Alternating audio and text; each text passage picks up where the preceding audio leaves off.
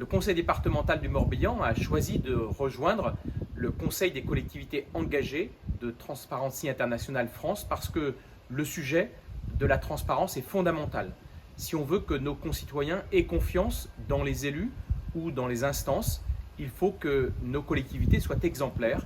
L'expertise de Transparency International est vraiment reconnue à l'échelle nationale et internationale et ça nous a semblé être le partenaire idéal pour mener ces actions.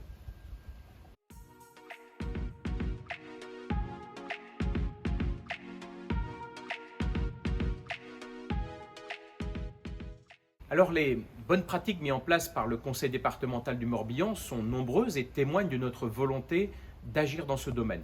Il y a d'abord des obligations qui sont réglementaires, comme la lecture de la charte de l'élu local, la mise en place des déontologues, maintenant une obligation nouvelle d'un déontologue pour les élus. Mais à côté de ça, on a voulu être volontariste avec aussi un code de conduite, par exemple aussi pour l'ensemble des agents du département qui peuvent aussi être dans des situations parfois compliquées. Et puis nous avons choisi de faire partager ces préoccupations avec l'ensemble des maires et avec l'association des maires du Morbihan.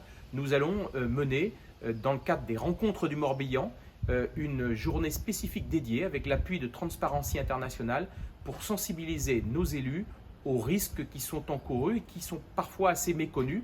Donc beaucoup d'actions volontaires pour faire en sorte que les élus soient éclairés sur les enjeux de transparence.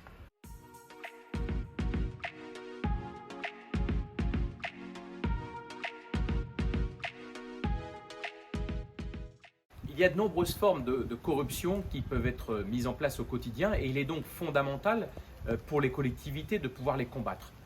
Bien sûr, tout le monde a en image les grandes formes de corruption ou les grands procès retentissants.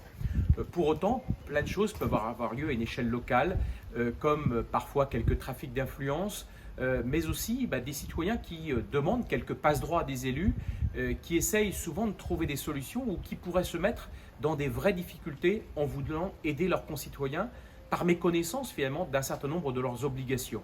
Et il est donc fondamental d'alerter, d'informer les élus sur les risques qui sont encourus et puis notamment sur tout ce qui peut concerner les déports, c'est-à-dire les conflits d'intérêts qui peuvent exister. Et là, il faut aussi sensibiliser les élus au fait que, et les agents bien sûr du département, au fait qu'ils peuvent être dans certaines circonstances dans des conflits qui nécessitent un arrêté de déport et qu'ils ne puissent pas être dans une quelconque forme pouvant être considérés comme de la corruption.